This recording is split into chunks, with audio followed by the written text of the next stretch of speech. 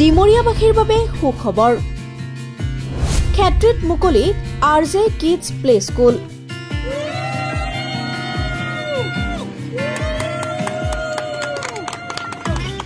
ৰিয়ানজ্যোতি social ফাউণ্ডেশ্যনৰ উদ্যোগত ক্ষেত্ৰী তিনিআলি ৰাষ্ট্ৰীয় ঘাইপথৰ দাঁতিত গঢ় লৈ উঠা এই প্লে স্কুলখনত প্লে গ্ৰুপ আৰু নাৰ্চাৰীৰ পৰা কেজি লৈ পাঠদানৰ ব্যৱস্থা কৰা হৈছে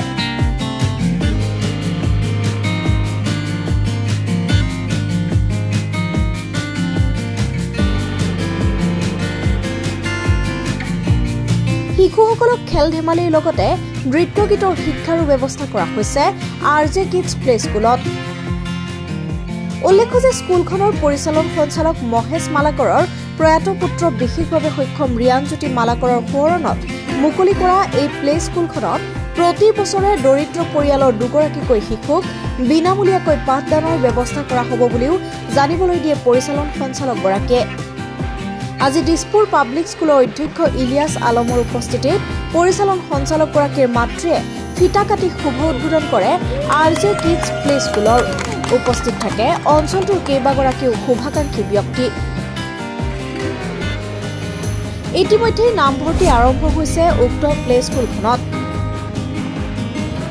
আপোনাৰ শিশুটিৰ নামভৰ্তি অথবা অধিক তথ্যৰ বাবে যোগাযোগ কৰক 6001673475 অথবা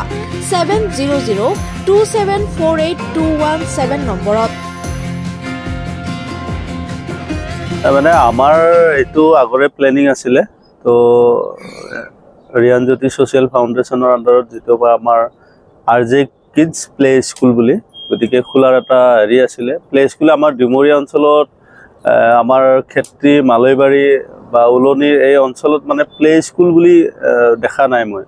গতিকে সেই হিচাপে চিন্তা চৰ্চাইতে আজি ক্ষেত্ৰী তিনিআলিতে ওচৰতে এই স্কুলখন তেনে ধৰণে আৰম্ভ কৰিছো আৰু ইয়াতে উদ্দেশ্য আছে বেলেগ মানে মেন হল মোৰ বাবু এটা আছিল এজন গতিকে বাবুজনৰ মানে আজি 1.5 বছৰ হল ফিজিক্যালি হ্যান্ডিক্যাপ আছিল তো বাচ্চাৰ প্ৰতি মানে ইমান আগ্ৰহী আছিল ই মানে দেখিলে হাঁহি ফুৰ্তি তাৰ মানে হেতুতে একেবাৰে লৰচৰ কৰিব পৰা অৱস্থাত নাছিল গতিকে তেনে ধৰণে তাৰ স্মৃতিতে এই স্কুলখন মানে আৰম্ভ কৰাৰ যত্ন প্ৰয়াস কৰিছো আৰু ৰাইজৰ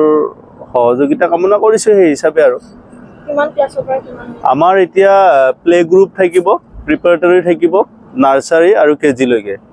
লৈকে থাকিব 6 বছৰলৈকে আপ টু 6 বছৰলৈকে থাকিব তাৰ পিছত ক্লাছ 1 পাব তো আমি 6 বছৰলৈকে হে আমাৰ এই মানে লৰা ছোৱালীৰ যিখিনি এক্টিভিটিজ মানে হেৰি কৰাৰ কাৰণে যত্ন কৰিছো যে আসলতে কি সৰু লৰা ছোৱালী কেনে ধৰণে কি শিকাব লাগে কি শিকালে কেনেকুৱা ধৰণে সেই লৰা ছোৱালীখিনি গতি কৰে তে মানে গান বাজানা নৃত্য গীত বা খেলা ধুলা ব্যায়াম তাৰে মাজতে বিভিন্ন ধৰণৰ শিক্ষা মানে এই ধৰণৰ শিক্ষা গ্ৰহণ কৰাৰ কাৰণে বা আমি সেই ব্যৱস্থাপনাটো কৰাৰ কাৰণে প্ৰয়াস কৰিছো আমি চেষ্টা কৰিছো বৰ্তমান আপোনালোকৰ এডমিশন বৰ্তমান আৰম্ভ হৈছে এতিয়ালৈকে মোটামুটি আহিছে কিছু আৰু এডমিশন হৈ আছে গতিকে আশা কৰো আপোনালোকৰো ঘৰত নিশ্চয় লৰা ছোৱালী তেনেকুৱা ধৰণে আছে আহিব আমাৰ ইয়াতে এডমিশন চলি আছে আৰু ইয়াৰ লগতে মই আৰু এটা ঘোষণা কৰিব ওলাইছো যে যেহেতু কি মোৰ বাবুটো ফিজিক্যালি হ্যান্ডিক্যাপ আছিল তে প্ৰত্যেক বছৰে মই দুখিয়া ঘৰৰ যদি তেনেকুৱা ধৰণৰ লৰা ছোৱালী যদি থাকে প্ৰত্যেক বছৰে মই দুজন লৰা ছোৱালীক মানে কেজি লৈকে মোৰ শিকোৱাৰ মানে মই ফ্ৰী অফ কষ্ট বিনামূলীয়াকৈ মই তেওঁক শিক্ষাদানৰ ক্ষেত্ৰত মই কৰিম বুলি ভাবিছো আৰু সোণাপুৰৰ পৰা পূৰবী কাশ্যপ ৰিপৰ্ট সংবাদ লহৰ